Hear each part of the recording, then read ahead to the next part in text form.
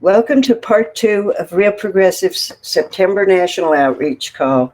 My name is Virginia Kotz. I'm a member of the leadership team here. In part 1, we heard from our guest, Fadhel Kaboub, on the global Green New Deal and African economic and monetary sovereignty. Part 2 is the Q&A, where he takes questions from the people in attendance. This is led by Andy Kennedy. Thank you. Question from Christina. How do we even begin to have a dialogue with China? Very good question. So I'm not a diplomat. I don't know if you've noticed. You just play one on TV. Sure. So, you have to recognize that China is it's not a small country. It's not a new player. It's a nation with historical presence beyond what we're taught in textbooks. It's a country that's not always well understood in the West in terms of its needs, in terms of its vision and its culture, and that's always been missing, I guess, and especially in the U.S.'s interaction with China. And obviously, the last few years have been a disaster with Trump trying to engage with China, or disengage rather with China. But let's be realistic. It didn't start with Trump. Obama's military pivot to the region was, essentially highlighting the adversarial nature of the U.S.-China relations. China is aware of the importance of climate change. China feels probably threatened by U.S. dominance globally. And the last few decades, China's been open to trade, but the U.S. has been selectively open to trade with China and open to partnership, but the U.S. has been hindering partnership, research and development partnerships in particular with China. So I think those things need to be, unpacked very carefully, very diplomatically. Otherwise, these Twitter wars and kind of diplomatic back and forth battles between the U.S. and China are not going to move anybody forward. It may slow down the growth of the Chinese influence in the region and globally, but it's definitely not going to stop it or make it go away. So you have to recognize that it's a rising power. So you can't engage with a rising power by trying to suffocate it because it doesn't work. So you have to engage with this rising power on economically and politically in a way that promotes, solutions-oriented type of negotiations related to climate change, related to technological innovation, related to trade with the U.S. and with the rest of the world, because China's influence is growing in the rest of the world, whether the U.S. likes it or not, in terms of its presence in Latin America, in China, in Asia in particular, and that growth is driven by China's need to extract resources to fuel its industrial development. China also faces another interesting challenge because of its large population. The standard of living, has to increase for the Chinese population. It is increasing, and at some point, the engine of the Chinese economy is going to be its own middle class. So how do you raise standards of living and wages in China while you're still relying on this export-led growth model, which relies on cheaper labor and deregulated, labor markets and environmental standards and so on? These things are inconsistent. So China is gradually moving towards building its own middle class, higher wages, which means it's moving away from the export-led growth model. But they're doing this very gradually. And I think you have to do this gradually, because if you're the size of China, population-wise, and you make a small mistake, like a 1% mistake, that's a lot of people unemployed. That's a lot of people dropping below the poverty line. So we can't really make these drastic shifts in economic policy without having a plan that actually works. So eventually, China's economy will be mostly internal, driven by its own middle class consumers. But that can't happen if China's middle class is going to be consuming at the same level as the American middle class today. That's just not going to be sustainable, right? So how do we engage in these conversations where we can essentially talk about how do we promote sustainable prosperity globally in the US and in China with better quality of life for all without having to, destroy the planet, right? This should be the center of diplomatic negotiations. Forget about military confrontation. Forget about all of those things. Those things will become irrelevant, when there is no planet, when there is no oxygen to breathe. It doesn't matter how much military equipment you have and how many soldiers you have. If you can't really provide, a livelihood for your people, right? So I think we need to shift the conversation to how do we prosper collectively in a sustainable way.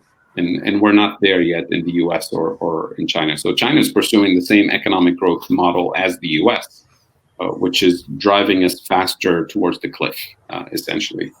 So, and the U.S. foreign policy is not even focused on that. It's focused on military and trade relations under the same framework. So I'll leave it at that. Okay, so we have a question from someone you may have heard of called William Black. Yes, I heard the name. Okay, yes. Well, he has a question for you. He wants to know what you would suggest for country like Ecuador, smallest OPEC producer, oil exports are key to finances, lacks sovereign currency, oil production threatens its own environment, so on. What would you suggest is the way to go with Ecuador?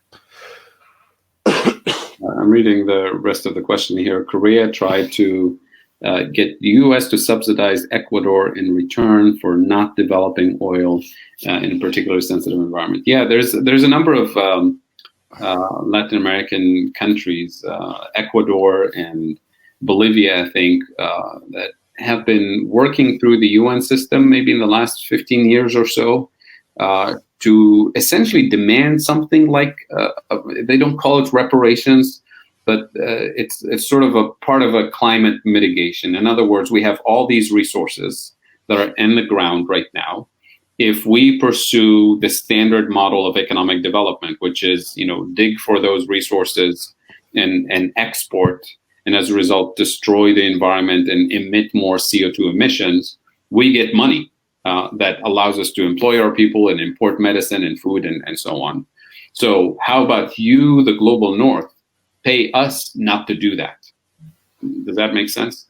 Which I think is a step in the right direction. I'm actually using that sort of track record of UN type negotiations on this front to make the case for a bolder approach, which will be actual reparations for the damage that was done. We know for a fact that globally we have a massive amount of fossil fuels that are literally unburnable. In other words, we're not supposed to extract them, right? Because if we're trying to keep global warming at the 2-degree limit that most scientists told us we should not exceed, otherwise we'll go towards the point of no return, then there's this large volume of fossil fuels that are proven reserves available for countries, and as a result priced as part of the actual assets of oil companies, including in Ecuador and Saudi Arabia and other parts of the world. There is a massive amount that, by definition, is unburnable, and those are stranded assets, essentially. So, can Ecuador, force the U.S. or Canada or other countries to create a global fund to pay developing countries not to extract, those fossil fuels? Possibly, only if there's an alternative, right? So we have lots of moving pieces here. We can't just keep it in the ground and then not have an alternative. So we need to have a global Green New Deal framework, part of which is keeping things in the ground, but the other more important part is having an alternative of massive renewable energy infrastructure that allows all countries actually to thrive. And that infrastructure needs to happen both in Ecuador and the United States, not just in the U.S. So I see it as part of the puzzle, but not the whole solution. And it's not going to be Ecuador alone or Bolivia that demands this. It needs to be a global movement from the global south to really push for a comprehensive framework. Ecuador is in a more complicated situation than other countries because they use the U.S. dollar. They dollarize their economy. They don't even have monetary sovereignty. They have zero monetary sovereignty. They're the equivalent of the state of Ohio, right? They have to tax and borrow in U.S. dollars in order to spend. So can Ecuador transition to its own national currency? It can, but it's dealing with a huge psychological phobia from their transition from their national currency to the dollar, and the inflation period they went through, and the corruption period they continue to have.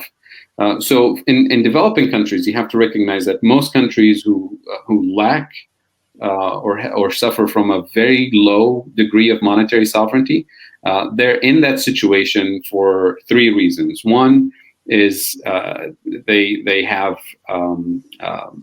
lack food self-sufficiency, so they import a lot of food. Number two, they import a lot of fossil fuels to fuel their economy.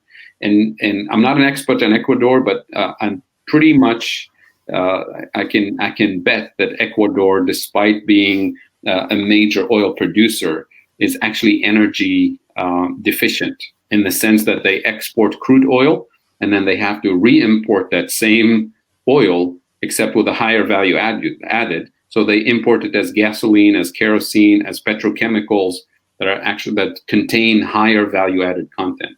So you export low value added content, you import high value added content, you're always losing in that trade. And that translates into the third deficiency that most developing countries have, which is an industrial model that imports high value added content, machinery and intermediate goods and so on, and then exports low value added content, simply an assembly line of low value added content. So you add up these three deficiencies and you have a serious problem that translates into a trade deficit, and that trade deficit translates into an external debt that accelerates year after year after year, which means now your government is obsessed with exchange rate stability, because any depreciation in the value of your currency means that the next morning, if you're importing food, if you're importing gasoline, if you're importing medicine, you're importing it at a higher price, which means you're going to have food riots on the streets, which is social unrest and political unrest. So now we're hijacking the economy essentially and saying we're constantly going to borrow in dollars in order to keep the exchange rate artificially stable. And we're not going to get out of this trap unless you address the roots of the problem, which is food sovereignty, energy sovereignty, and industrial development that's based on higher value-added content of manufacturing. And it turns out, the only way to do it is by investing in agriculture, sustainable agriculture, investing in renewable energy, and investing in education and infrastructure, research and development, and public health. These are the things that allow you to build the capabilities So you start producing higher and higher value-added content in your manufacturing system. And those are exactly the policies that austerity tells you you cannot do, right? So we hijack the economy. We say you're not allowed to do these things, and then we offer you crumbs, and we say, well, we'll send you some more tourists. Well, now what do you do with the tourists? You have to feed them, so you import more food. You have to house them and transport them, so you import more fossil fuels to heat and cool buildings for them and transport them from one town to the next. That's a trap, right? We send you foreign direct investment, as help, quote unquote help. What does foreign direct investment do? It brings all the capital equipment, it brings all the inputs, all the technology, and then hires cheap labor to contribute low value added content. That's a trap. It's not help, right? So all of these solutions that the austerity universe offers you are actually long-term traps, which is how we get to that $2 trillion figure that's accelerating with the acceleration of free trade, with the acceleration of foreign direct investment, with the acceleration of export-oriented growth. All of that actually accelerates the problem and gets us deeper into trouble. And we're talking about a framework that essentially undoes that dynamics and attempts to build a new framework that repairs that damage. And I think using the reparations framework for climate and for colonialism and neocolonialism, it just gets us straight there because we have a legal case for it. If we keep denying the damage that was done under colonial and neocolonial times, then we're just bringing economic solutions. We're saying here's a free trade model. This is ideology free, and we're all into this together, and we're going to compete and make the world better for everybody. That just doesn't work. We know for a fact this is part of the problem. So I hope that helps. And, Bill's question is very important, but it calls for developing countries to coordinate in a coherent way, as opposed to going it alone and trying to force the U.S. into paying Ecuador for not extracting fossil fuels. Good luck. I mean, it's not going to work, right? The geopolitics of this, we have to recognize that you're stronger in numbers. And as Keynes said a long time ago, he said if you owe your bank $10,000 and you don't have it, you have a problem. But if you owe your bank $10 million and you don't have it, your bank has a problem. So we need to leverage that situation because the amount of external debt that developing countries have accumulated collectively is massive and unsustainable. But if you're trying to negotiate it alone, you're not going anywhere. But if you negotiate it as a coherent global South, with not just a global South that's kind of united in saying we're not going to pay you, because we can cancel the debt today and we'll be in the same situation the next morning if we don't change the dynamic.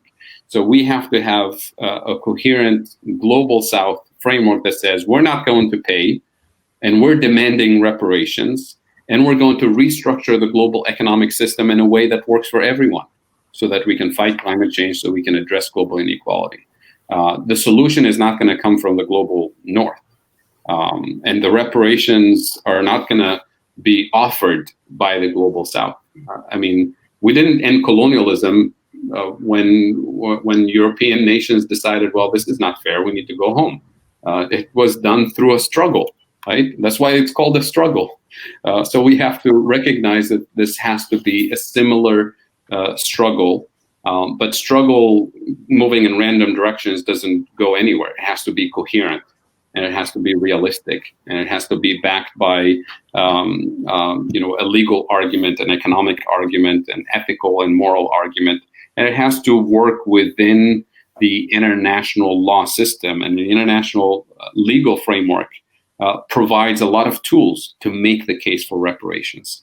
We just have to, push persistently in a coherent and organized way. So I see Mark's question here. Who would draft this treaty and how would it be regulated?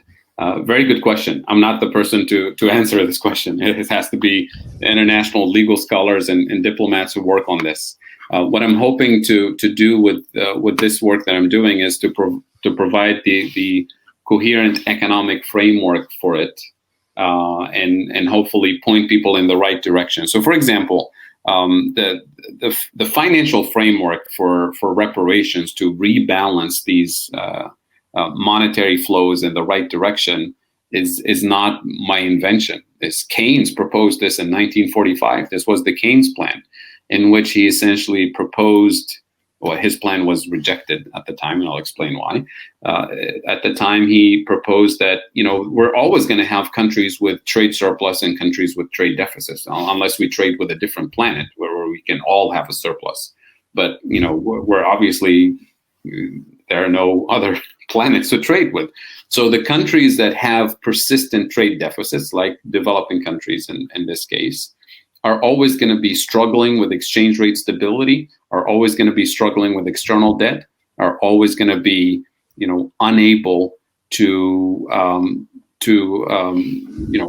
create full employment and offer all the decent, quality of life that their people deserve. And the trade surplus countries will always have that excess, leverage and power and influence in the system.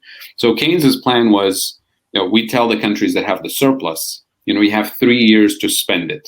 Otherwise, you lose it. So 3 years to spend it on what? You can spend it domestically to make your economy better, to create full employment, to make quality of life for your people better.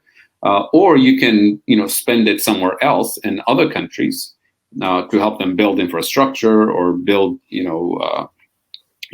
trade relations with them or whatever, so that you create jobs in those countries. Or if you can grant it also to other countries as needed.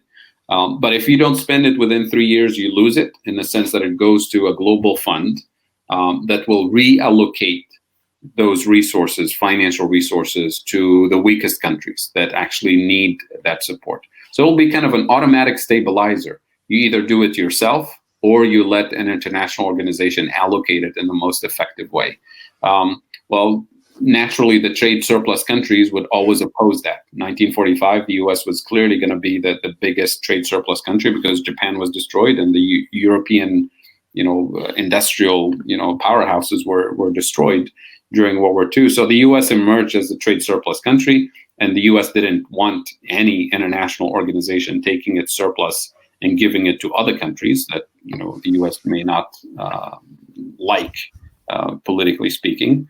But what did the U.S. do with its trade surplus? It took its surplus and essentially gave it as a gift to Europe under the Marshall Plan, right? So we want to have an automatic system that takes politics out of it, essentially. And now I think we have an opportunity to revive the Keynes plan and make the moral, legal, political case for it, an ethical case for it, under a reparations transfer of resources. Reparations for climate damage and reparations for colonial and neocolonial damage. And it will essentially work as such, where the trade surplus countries and the countries with the largest fiscal spending capacity, not just trade surplus countries, would be essentially part of a system that reallocates monetary resources and technological resources to countries that need them the most, so that we can fight climate change collectively, so we can address global inequality collectively. So I think we can put the two things together in a coherent way. But of course, the devil is in the detail in terms of doing this. Another example of how monetary resources can be used to stabilize countries during a crisis is something that the U.S. has been doing during crises, including this one, this pandemic crisis, which is swap lines. Nathan Tankus, I think, was on this program a while ago and talk about this. So swap lines essentially is where the Federal Reserve Bank offers a credit line to central banks in friendly countries that the U.S. likes, so that they help stabilize their financial system and help to stabilize their exchange rate as well. Well, why does it have to be exclusive to Switzerland and the European Central Bank and the Bank of Japan and Bank of Canada? We can make this universal. So we have an automatic way of stabilizing all monetary systems around the world. It doesn't mean the Fed should do it. I think it should be a more global institution that's more transparent and accountable and apolitical, not attached to any particular national entity. So we have the mechanics we know how to do these things.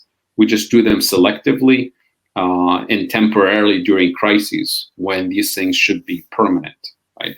If we're planning on tackling climate change and global inequality, we have to have permanent institutions that do this, not willy-nilly when the Fed decides this is we need to help Switzerland and Canada, we do it, right? So that's my answer to Mark Fabian. Very good. Yeah. There's a question here from Debbie Tucker. She's talking about the BRICS coalition, and when you answer that question, could you basically just explain what the BRICS stand for? So BRICS is Brazil, Russia, India, China, and South Africa. The S was added eventually. Initially, it was just the 4 countries. So it's a group of countries that sort of collectively put together can provide a counterweight to the U.S. influence in the global economy and the U.S. geopolitical influence. Because after the fall of the Soviet Union, that balance of power was lost. There was nothing to counter U.S. Dominance globally. So BRICS was partly attempting to do that, and it's also in a way attempting to provide a political weight and an economic weight for, I don't want to, maybe not completely the global South, but the global South is better off with cooperation with the BRICS than with the U.S. alone dominating the global system. So, for example, the BRICS are trying to develop an alternative to the World Bank, where developing countries can have access to development funds that are that would impose fewer restrictions and less austerity constraints on developing countries. And I'll leave a big question mark here that's debatable in terms of, is that generosity really purely generosity of moving away from the austerity framework, or does it come with strings attached, political strings attached? Every time you have Russia and China involved in something like this, you have to think about is there a hidden agenda? And it looks like initially no, but eventually possibly, right? So it doesn't really help to substitute U.S. empire with the Russian empire or with the Chinese empire. We need a whole different framework for economic development, for global cooperation. So you can think of the BRICS as countries that are providing that counterweight to the U.S. influence and offering an alternative to the IMF framework, to the Washington Consensus framework.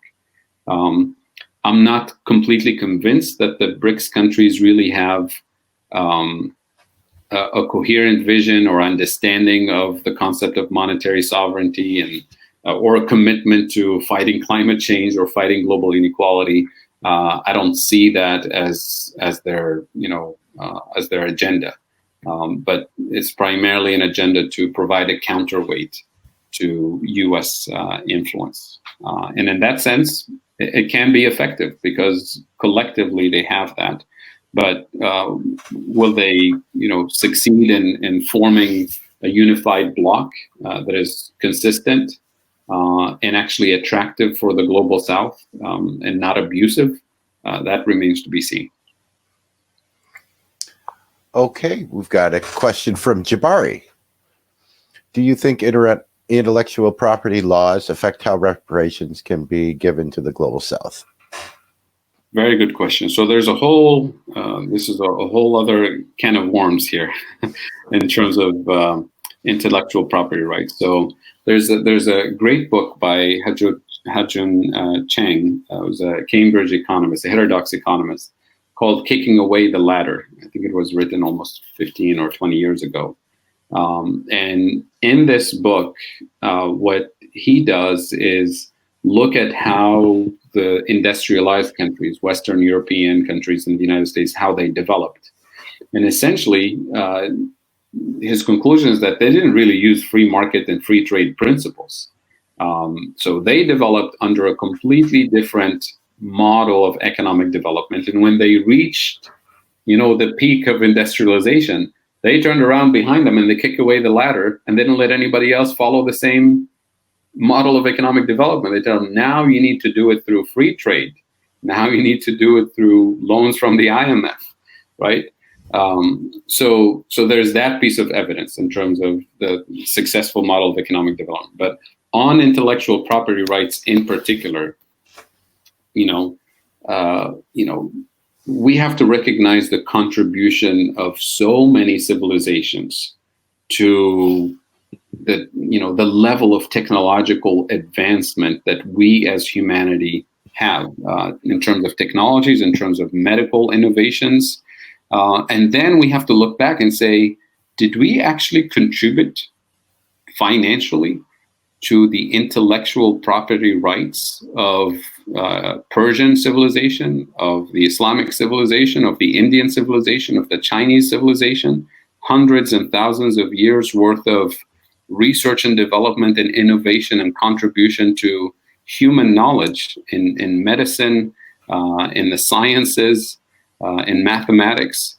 Did we pay for that collective, human intellectual contribution? Of course we didn't. So we picked a random date, which is, a few decades ago, and said, from now on, if you take anything from my research and development, you have to pay for it, right? Even though the foundation of my research and development is standing on top of thousands of years and hundreds of years of intellectual contributions from all over the world. That's not going to be paid for, right? That's just freebies, right? Contributed by other civilizations. Now, this is obviously the Western world that's obsessed with intellectual property rights. But for ancient civilizations in the Middle East and India and China, people who actually know their history and know the history of their science and technological and medical contributions, they look at this and they say, wait a minute, you just took everything we had and you didn't pay for it. And now you want us to pay for the little bits and pieces that you're building on top of it? So in my research on reparations, I'm scratching the surface of this particular item, because there's a case to be made for reparations for intellectual property, theft, right, from the global South, that Western civilization in particular benefited from over the last 200 years and didn't really pay for, right? And a lot of that theft happened during colonial times. So I'm barely scratching the surface of this research because it's not my area of expertise, and I'm hoping that in this book that I'm working on, the Global Green New Deal with Climate Reparations and Colonial Reparations, that there will be a rich section discussing this in particular. So if anybody has resources and ideas, by all means, please send them along. I'm gathering as much information as I can on this front. So thank you, Jabari. This is a very good question. Okay, so now Rosie has a question here, but I refuse to read it because I don't know if I can stop myself from trying to do an impersonation of her. So, so can you read it? Do you see it up there? Is it this question? What if, as we as progressives made a huge appeal to the nonprofits and charities of the world to force or demand the powers that be to recognize a global Green New Deal? Absolutely. I mean, that is, as I said, I'm not really inventing anything new. I'm just taking bits and pieces of things that many of our friends and colleagues are working on Some people are fighting neocolonialism. Some people are fighting for, fighting climate change, fighting for energy democracy, fighting for all of these, really important things. What I'm trying to do is bring all of these things on the same table and say, look, we can put together all of these problems and all of these efforts in a coherent way so that we can push in the same direction and demand a coherent alternative, as opposed to demanding bits and pieces of what could be a coherent alternative. So my hope is that this work that I'm doing on a global Green New Deal is really providing those resources to activists and organizers to be empowered, better informed, and consistent and coherent, and really mobilize our collective resources in the US and other parts of the world to demand a coherent global Green New Deal framework. Because to be honest, you hear the phrase global Green New Deal quite a bit now, which is great, but not in this same sense that I'm describing here, right? People talk about a global Green New Deal as in, South Korea doing its own Green New Deal and Europe doing its own Green New Deal and others doing. Some people say, well, global Green New Deal is just we all do what we can somehow, right? But there's really no. The only group that I think is pinpointing one of the important pressure points in the global system is UNCTAD, which is the UN Conference on Trade and Development. And their version calling for a global Green New Deal, they highlight the importance of redesigning the global financial and international trade system, which is a huge piece of the puzzle here. So I think that probably the closest framework in terms of the financial and international trade system is the UNCTAD vision, which is still to be developed. But their vision doesn't include reparations, which is understandable. That's not what they do. That's not their jurisdiction. But for us academics and progressives and organizers outside any of these international institutions, we're free to think of a coherent agenda. And then we demand that coherent agenda be studied and negotiated and implemented. Excellent. Excellent. Okay, there's a question here from Cheryl Van Epps. How do we network with folks who are already doing bits and pieces of this work? The indigenous peoples, for example. How do we bring them under the MMT umbrella? Oh, very good question. So, there are millions of people around the world who are doing this kind of work. So, as you mentioned earlier, Andy, I'm originally from Tunisia. And there's, small farmers, I'm talking like literally small, acreage all over Tunisia, getting together in a very informal setting, talking about the importance of food sovereignty. And they're not talking about it in terms of, this is my business, I want to grow more native food and sell it in the local market in kind of selfish, narrow way. No, they see themselves as on the front lines of fighting climate change.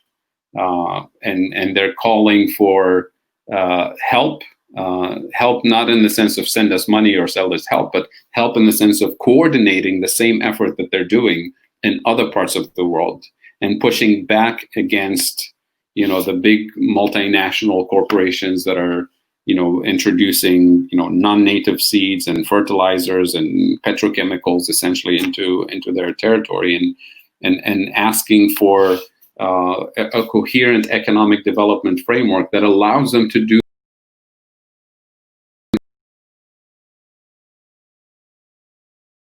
more of the good work that they're doing. And there's people like this all over the world, right? But they don't see themselves as part of an MMT umbrella or anything. But it's our responsibility to start, introducing a coherent framework that says the work that you're doing is, important, but it can be amplified and empowered even more when it's connected to energy sovereignty, when it's connected to fighting for reparations, when it's more intersectional, in other words.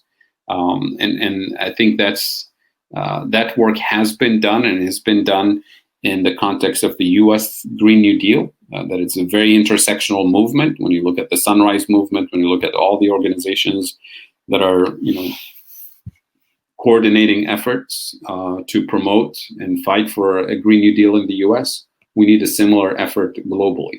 And we need to recognize that this is not a nation against nation type of effort, which means we can't think that this is going to be U.S. workers versus Mexican workers or U.S. workers versus Canadian workers. This is going to be workers everywhere, farmers everywhere, pushing back against fossil fuel companies, pushing back against, energy companies, pushing back against, health insurance companies, because that is the true struggle. It's the global financial system, it's the multinational corporations versus the people, versus working class people, versus peasants, versus workers. That is the true struggle. But most people see it as my country, my group versus the other country and the other group. And that is just, if we're doing that, we're shooting ourselves in the foot, and we're never going to, win a Green New Deal, or nationally or globally. And we're definitely not going to tackle climate change or global inequality if we think in those terms. Okay. There's a question from someone else that you may have heard of, Mr. Grumbine. Yes, it's code. How do we get past the neoliberal paradigm that is still large and in charge, given the urgency? Is there anything we should change our focus to enable this? Do you see a Biden-Harris administration doing anything to facilitate this? Biden-Harris? Who's that? Joe Biden. All right, so now we're getting political. So let's do it. Okay, so we're guaranteed we're going to be here 3 hours now. No, I'll make this quick. So I'll start with the first part. The neoliberal framework is really the problem, because it's not really the conservative kind of framework. It's seeped into even liberal and progressive politics. This philosophy of scarcity, that we can't afford, a Green New Deal unless we, tax Wall Street or tax fossil fuel companies. So what MMT does to, I think, help the progressive movement and help the movement that's demanding a Green New Deal is saying we're going to decouple the taxing and spending. Because a sovereign government like the US federal government doesn't need tax revenues in order to spend. It spends money into existence. Even Ice Cube understands this, right? He's been tweeting about this in the last couple of days. So once you decouple the taxing function from the spending function, then you say we're going to spend on all the national priorities, on healthcare, on education, on environment. And then we're going to tax for other important reasons, such as taxing excessive wealth out of existence to protect democracy from oligarchy, taxing pollution to decarbonize the economy, not because we need their money or their permission to fund a Green New Deal, taxing Wall Street to reduce their power and influence, to reduce inequality, to reduce financial instability, not because we need their money or their permission for education and such. So I think it's unfortunate that many of our friends on the left in particular are stuck in this paradigm that says you have to tax this in order to pay for that, which is a logical flaw here, because if we depend on taxing a particular group, the rich or the polluters or whatever, to have a more ambitious Green New Deal, then by definition, we want them to be richer and as a result more powerful, so we can tax a little bit of their wealth to have a slightly more generous and more ambitious Green New Deal, which means you're never going to be able to undo their power and the power of the oligarchy, right, within the system. So we have to insist on decoupling the spending and taxing. And I think as Ice Cube has discovered, and so many other people have discovered, I used to refer to World War II as the example where we decoupled clearly the spending from taxing or borrowing. But now I don't have to go back to those examples. We have the CARES Act during the pandemic, where literally a few days before the CARES Act debate started in terms of the need for federal relief, everybody in DC was convinced that there was no money for a Green New Deal. There's no money for Medicare for all. We're broke, and we're not going to be able to tax and borrow enough to have these bold progressive programs. And then a few days later, 535 people get together in DC and in Congress, and they spend money into existence for the CARES Act, for economic relief for the country, without taxing anybody, without borrowing from anybody. And then right around the same time, Mnuchin and Trump come out in front of the camera and say, by the way, we don't need your taxes on April 15th. We're postponing the deadline. So not only did they not tax anybody or borrow from anybody, but the taxes they were expecting on April 15th, they told us we don't actually need it. Right? So now people understand we can actually spend trillions of dollars into existence without having to connect those dollars to a particular revenue stream. It doesn't mean we can do this in an unlimited way, but it means that we have much larger fiscal spending capacity. And look at the deficit, look at the national debt. The sky is not falling. Interest rates are still low, right? Inflation or hyperinflation is nowhere to be seen. All the things that mainstream economists and politicians tell us will happen if we spend more on the needs of the nation didn't actually materialize. Right, and yet they insist today that that we're running out of money. The Biden people are already saying this clearly, that as soon as we get into the White House and Congress in January, if we win, we're really not going to have any money to spend because Trump spent all the money, so there's nothing left.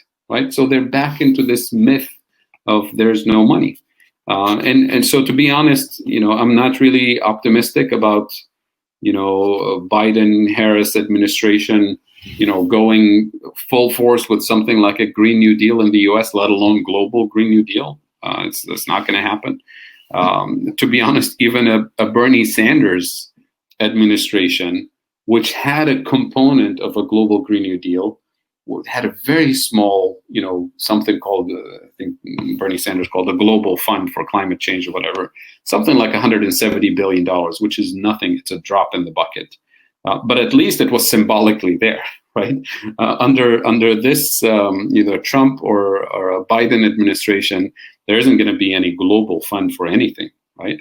And we're even told there may not be even a fund for domestic things, other than the usual infrastructure and things like that, but nothing transformative enough to be described like a Green New Deal. Which means we have our work cut out for us either way, whether it's Trump or Biden or anybody else. It doesn't mean we should despair and stop. It means we need to double our efforts to build a coherent framework first for our friends, with the environmentalists and people who care about these things, so that they're not constantly shooting themselves in the foot and contradicting themselves. And as a result, accepting the status quo. Because if you're a progressive and you believe in pay-go financing, you believe we need to tax this to pay for that, you believe that we have a scarcity of monetary resources, then sooner or later you're going to have to compromise and accept a smaller intervention for climate change, a smaller intervention for anything, which means you're accepting this incrementalist, this gradualist approach that I would describe, like MLK described incrementalism as a tranquilizing drug for this movement, and we can't afford tranquilizing drugs at this stage. Well, they aren't free in the U.S., so nobody can. Yeah. Well, we have you in Canada, so. Well, that's right. I'll just send packages across the border. Now, there's another question here. I don't know if you want to get even further into the political weeds at this point, asking about revolution. If is revolution in the USA required to overthrow the corrupt duopoly? In two sentences or left. Yeah, I mean, I wouldn't call it a revolution.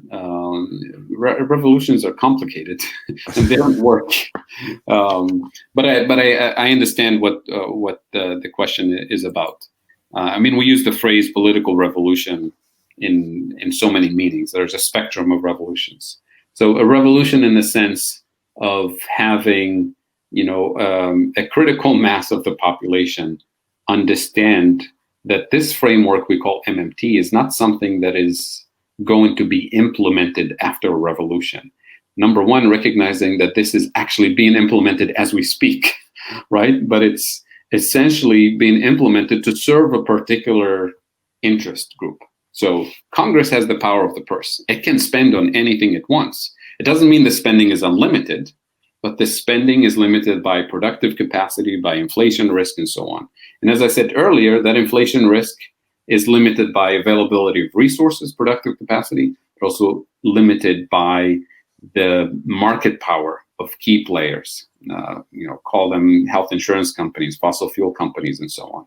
So if we undo some of that market power via taxation and regulation, to tax and regulate their market power out of existence, then we can actually increase the spending capacity. So now we have 535 people in Congress who have the responsibility to do that, to tax and regulate that market power out of existence, so we can have a larger spending capacity to have all the wonderful things that we want to have in the US and can afford to have.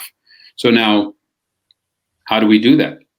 Are they, the 535 people in Congress, are they going to tax and regulate the market power of the hands that feed them?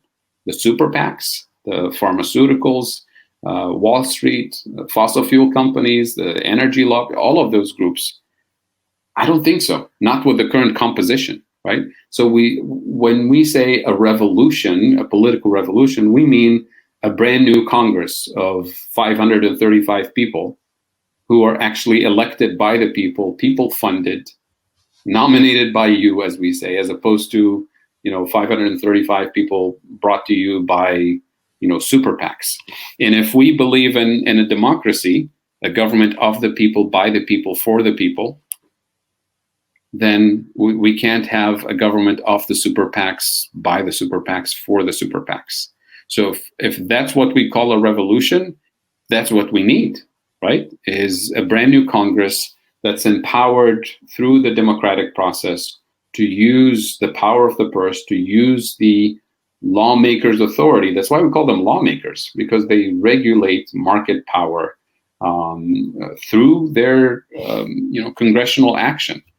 And as a result, allow us a larger fiscal policy space. So MMT is currently applied. It's just constrained by market power that sucks money to the 1% and keeps the rest of the economy hostage and saying you can't have your Green New Deal, you can't have this, that, on the other.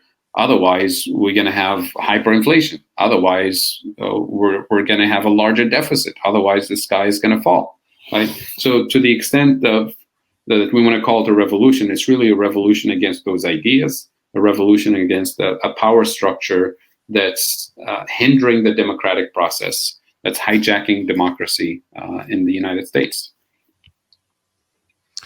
And I think Cheryl has another question here that kind of goes hand in hand with that and with Steve's question about, she asks, what do you suggest we, the common people, can do today, right, with the impending election and the lack of choices thereof?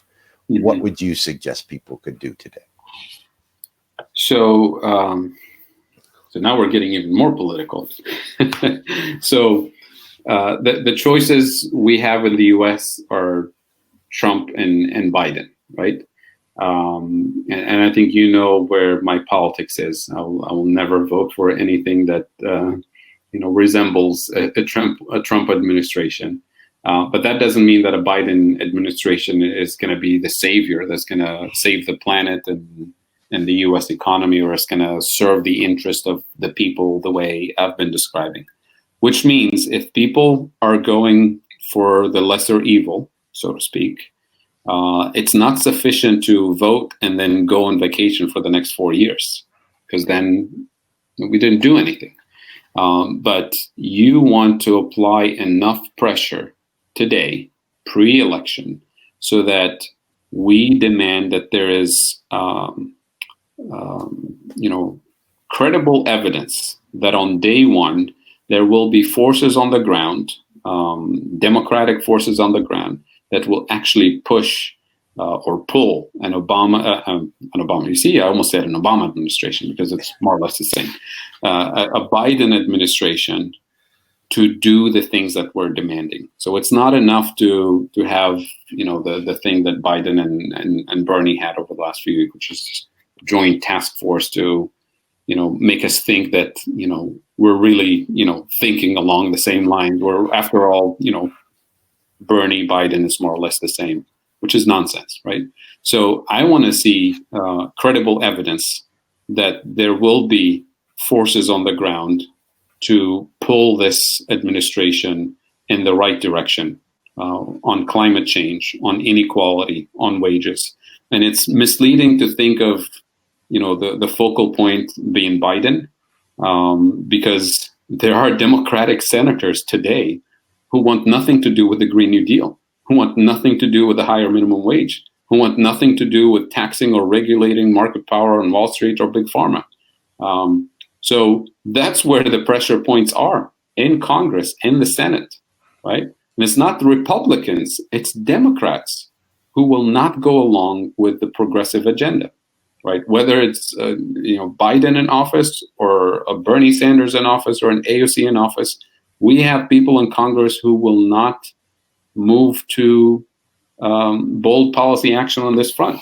So we have to light the fire under their feet, essentially, and unseat them one by one if we have to, right? And call them out on who's funding them and which super PACs is their boss, essentially. If we don't do that, then we're not in a democracy. Then we're accepting the powers to be as is, and they hijack the system when we just stand by and say, well, I guess we're doomed, right? So it's not, and the strategy that the establishment Democrats, not just Biden, but really the powers in Congress, the conservative Democrats in particular, they're using the current political situation to blackmail people into voting for them and saying, look, if you don't vote for us, you'll get Trump. And you know how bad that is, right? And that's just insulting. That's just goes against every democratic principle. And it's unfortunate that a lot of people are falling for that. Instead of saying, yes, we will do that. Yes, we don't want more Trump. And saying, okay, I have some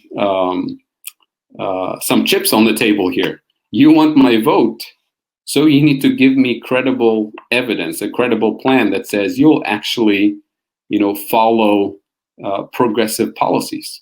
But telling me that you should vote for me just because I'm not Trump is really not that convincing.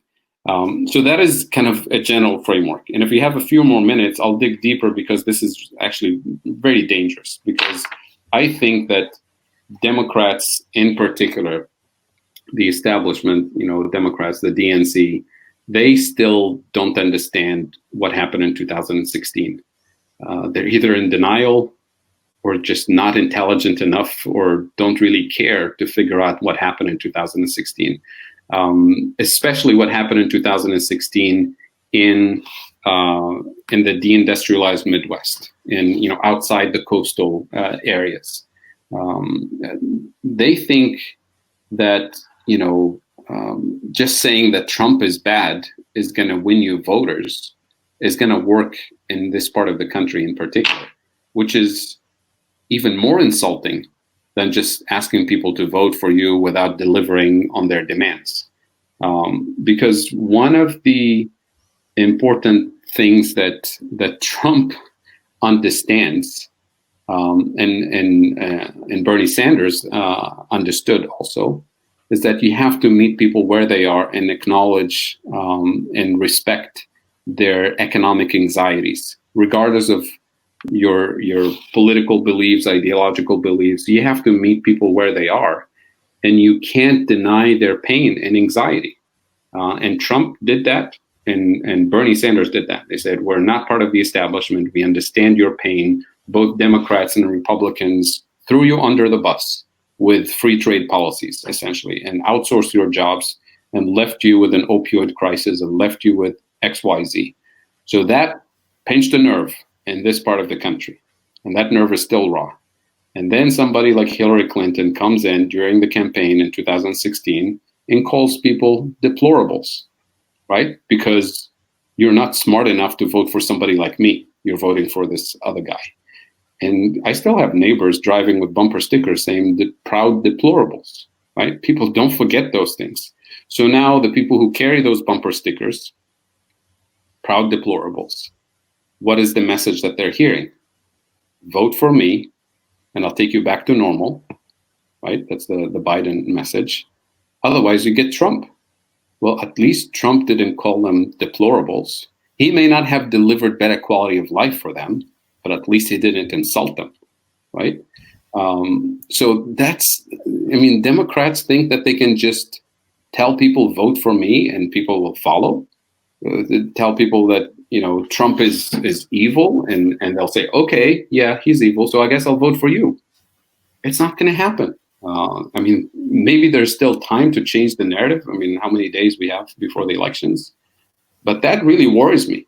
That, you know, the establishment and progressives all over the country are not paying attention, and they think that Trump is somehow an amateur at this game, when his people, you know, when it comes to election strategy, can run laps around Democrats.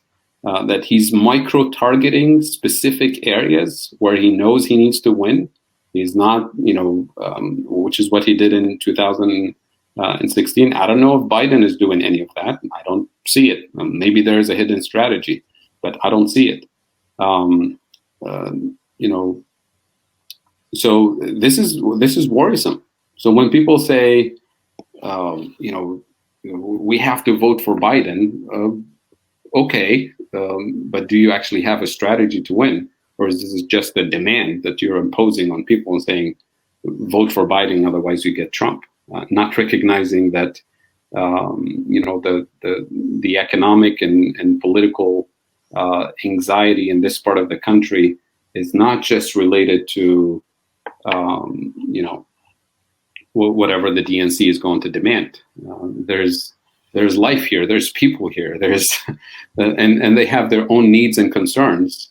And they don't owe anything to anybody, right? So that's something that worries me a lot. And you can look at the polling numbers and everything, but everybody looked at the polling numbers in 2016, and what did they get? They get a popular vote, but then they get, you know, Trump in the White House, you know, under the rules of the system. Which, you know, the rules of the system, we can debate these rules. It's not really a democratic system when you go by. You know, electoral college numbers, but that's the game that we have, and that's the game that Trump knows how to win, or at least proved that he can win last time. Okay, so I didn't realize that the questions have the ability to move around. So I scrolled up to the top, and there's one at the very top by someone named Rajendar. I believe that's how you pronounce it.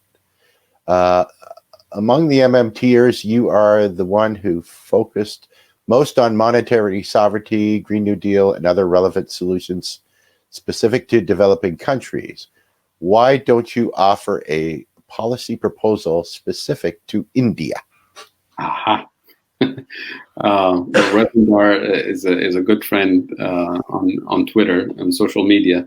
I promise you, I'll carve out the time to work with you on this. I've been inundated by requests and commitments, but I I can't claim expertise on the Indian economy, right? I understand the general macroeconomic framework, the global, international system framework, and now I'm learning more about India because I'm researching the negative effects of colonialism and so on. So I'd love to collaborate with you and other Indian activists and scholars and researchers to take this to the next level. Absolutely. And we need to do this for every country, right? So we need a small army of people to work on this. You can't handle this yourself? You want some extra people? Okay, there was, as far as I can tell, there's one last question from Christina, and it's, I realize you work with a brand new Congress. Who are the candidates you would endorse that are still in the running?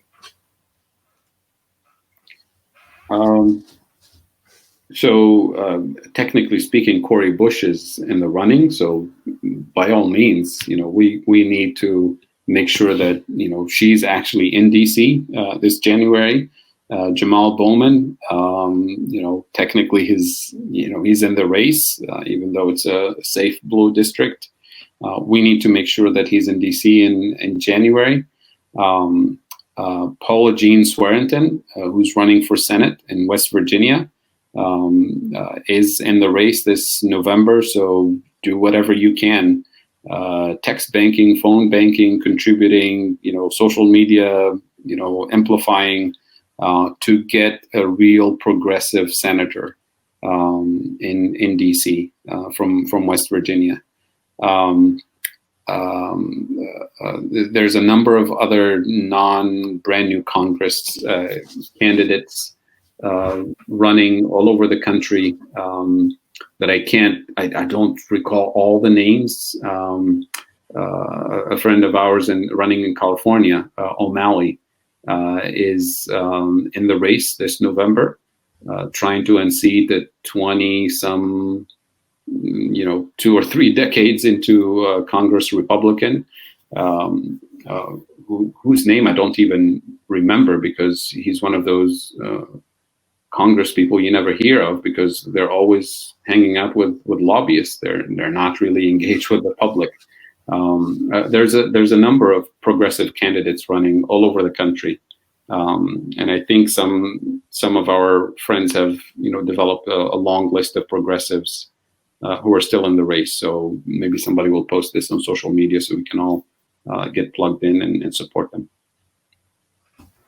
Okay, well, I think that's it for questions. Yeah, could you talk about the Global Institute for Sustainable Prosperity, and we'll put up the link to your Patreon. Yeah, so as many of you know, the GISP, or the Global Institute for Sustainable Prosperity, is an independent public policy think tank. We have a large network of research scholars and research fellows from all over the world. But our core team is based in Kansas City at the University of Missouri, Kansas City.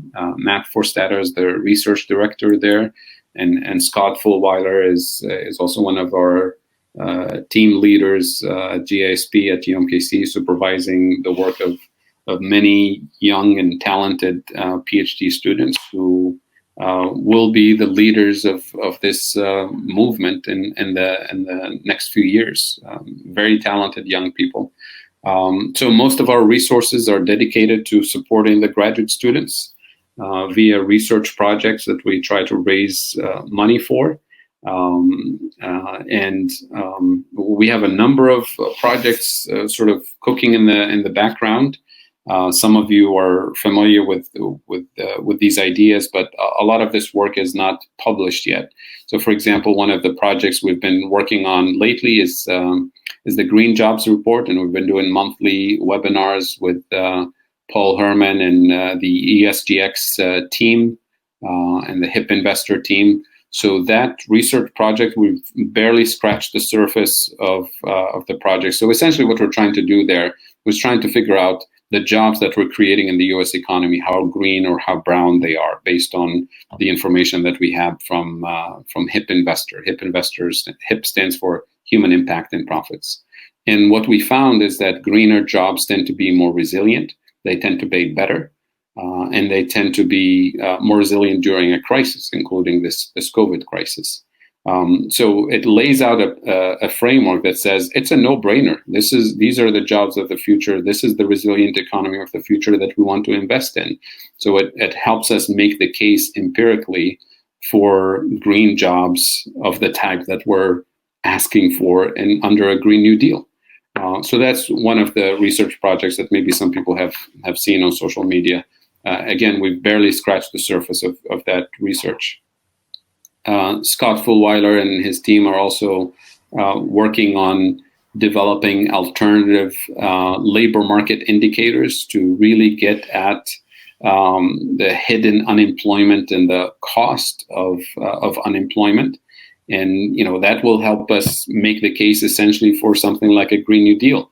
In other words, if we realize, or if the general public realizes that the cost of doing nothing is actually too expensive, and the cost of introducing something like a Green New Deal is actually the cheaper version, then we get a lot of people actually to join in this movement.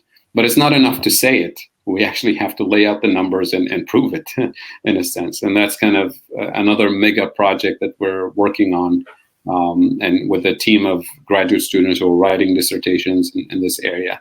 Another major project, probably the mega project that we're working on at GISP, multi-year, and we've barely scratched the surface of this, which I think will be one of the most important contributions to the MMT framework, not just in the US, but in the global South in particular, which is the spectrum of monetary sovereignty that we talk about.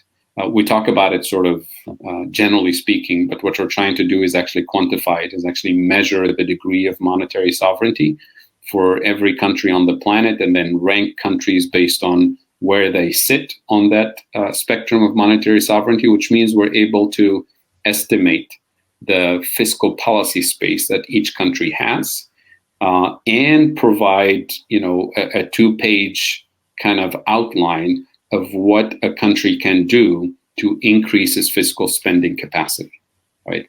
And we can do this obviously in a more detailed way, but if we're doing this on a global scale, it will have, and we're obviously doing this providing this for free for anybody to look at. So that will completely shift the conversation in terms of, what developing countries can do, and so think of it as one of those rankings that the World Bank does, except this is the MMT lens applied. So lots of interesting projects like this that require a large team of graduate students working on this type of stuff.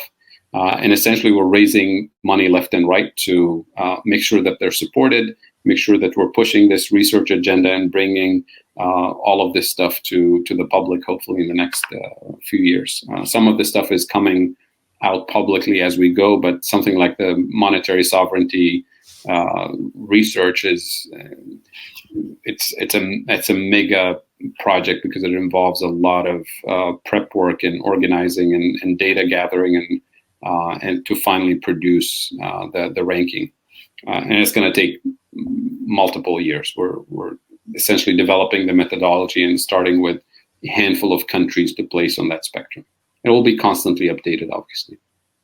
So I can go on with many other projects. There's a GPI project that our friend Philip Lawn is interested in doing. Many of you are familiar with GDP versus GPI, kind of trying to focus on quality of life. There's lots of interesting research proposals that are literally sitting on the shelf because we're understaffed and underfunded. But could you explain what that means? The GPI, because I think some people might not be aware of it. And it's really interesting. So GPI, sometimes I call it GDP's closest cousin, because GDP is what policymakers are obsessed with. They tell us we need economic growth to create prosperity. So they say, we need to, support fracking. We need to support oil companies because they provide growth and they create jobs. Otherwise, we'll be miserable without them, right? But it turns out that GDP includes all kinds of negative health effects, all kinds of things that actually decrease our quality of life. So, for example, the more crime we have, the more prisons we build, GDP goes up. It gets celebrated on TV. The more oil spills we have to spend millions of dollars to clean them up. It includes everything we spend on. So spending on cleaning up an oil spill, GDP goes up.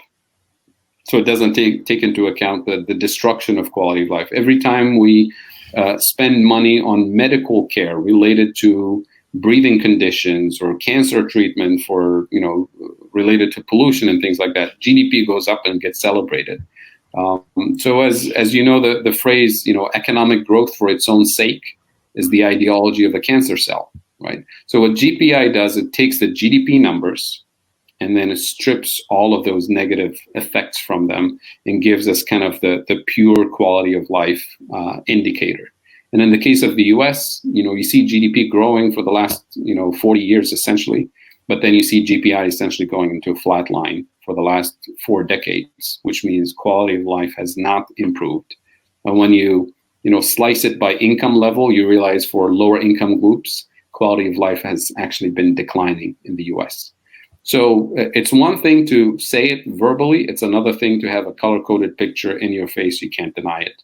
And that's what we're trying to produce. And that involves a lot of actual work to get that type of stuff done. We can do this for every state in the US. We can do this for any country. The data is available. It just takes a research team to put these numbers together, and we'll be, if we're successful at doing this, we'll be providing this, for organizers, for policymakers, for activists to use freely. Obviously, we're not in the business of privatizing or monetizing our research. We're trying to support graduate students and the research team to provide these, a dashboard of alternative indicators to empower organizers, candidates, policymakers with an alternative set of policy strategies. Because once you see that quality of life has been flat for the last 40 years, then the question becomes, well, what kinds of investments do we need as a society in order to raise the quality of life? And then you realize, well, those investments don't include pipelines. Those investments cannot include more prisons, right? It has to be something else. And all of a sudden, the entire Green New Deal framework pops up as the obvious no-brainer that improves quality of life. So things of that nature. I think I learned from you that if I owe money on a car loan or take out I'm in debt or credit card loan, that's considered a plus to the GDP. Is that correct? Yeah, GDP essentially takes into account the total dollar amount of all goods and services produced annually, right? So if you're paying for cancer treatment, if you're paying interest on debt, and all of that contributes to GDP, right? And doesn't mean it contributes to quality of life, obviously. So we'd rather, spend money on, summer camps for kids and after school music lessons and sports and, science activities for kids to inspire them with music and theater and science, as opposed to not doing that because it's too expensive and then end up building a prison and dealing with an opioid crisis for the next 20 years, right? So it's a no-brainer, right? But it's just we don't have the right metric to focus our public policies in a forward-looking way, as opposed to constantly paying for, to minimize the pain, as opposed to paying for things that will actually produce a higher quality of life. I don't know if Andy saw this. Jules had a question. Is there any way for non-students to get involved with any of this research work that you were speaking of? There is. So reach out to me and we can, communicate privately about ways you can help in this area, including fundraising, for example, including grant writing, because that's what we're doing, including also doing some of the research, because some of this, especially the monetary sovereignty, database that we're trying to build, is extensive and it's global. So we're trying to cover as many countries as we can. So that's why it's a multi-year project. So the more people we can get involved, the faster the data gathering and organization can happen. So by all means, please reach out and let me know, so we can have a conversation about ways in which you can contribute to this kind of work. It's going to be a really hard time tracking all these. Have you talked with Dr. Abdul El Sayed? I think you're speaking his language here, or he is speaking yours. He'd do well to learn MMT if he hasn't looked into it already. So a friend of mine introduced me to him briefly via email when we were reaching out to people to endorse the African Economic and Monetary Sovereignty letter, which he actually signed. So a friend of mine introduced him, and we did exchange a few emails and talked to him about my MMT work and the work we're doing. So he's informed, but we didn't really have deeper conversations about this. But we have open lines of communication, and he's just a very to me personally an inspiring hero that I discovered in the last few years. So he's not going anywhere. He's part of the movement, and we'll continue to work with him and support him in the next venture that he takes, hopefully, to higher office. So I'm excited about his work, and he's just he's proven to a lot of people that he's solid material for the progressive movement. So we're working to empower him and his movement with the economic input from the MMT community. So. All right. Well, I think we're probably done here. I know that Julie usually wants to go to bed by now and is cursing everybody that's keeping her up. So I think we owe it to her that we should probably bring this meeting to an end. Again, Fadhel, I want to thank you so much, not just for today, but for everything that you do for us and for the movement. And, I'm really looking forward today that we, can travel again outside of the pandemic and actually getting to meet some of the people that I have worked with for almost 2 years. Absolutely. I mean, it's everybody needs to recognize that Andy and Steve and so many of the names that you see more visibly in the real progressive family is just a small fraction of a small army of real progressives who are behind the scenes doing this kind of work. So it's important to acknowledge that it takes a village to do this work. So thank you, everybody. Thank you, Hillary. Well, I wanted to nominate both you and Pavlina as the two most mispronounced names in the MMT. But we could do that. We're still talking to Mosler about flying us all down to the U.S. Virgin Islands once pandemic's done for a big party in his boat. That would be nice. Yeah, absolutely. Okay, so I guess we'll call this a night. If people want to stick around and chat, we can open up. I believe we still have those capabilities. Do we not, John? We do. We can do whatever you want, baby. Well, I say that typically I know Professor Kaboub's schedule probably doesn't allow him to stay up much past this hour. So he probably has to go, and tuck in his kids or whatever, and go to bed and get up early.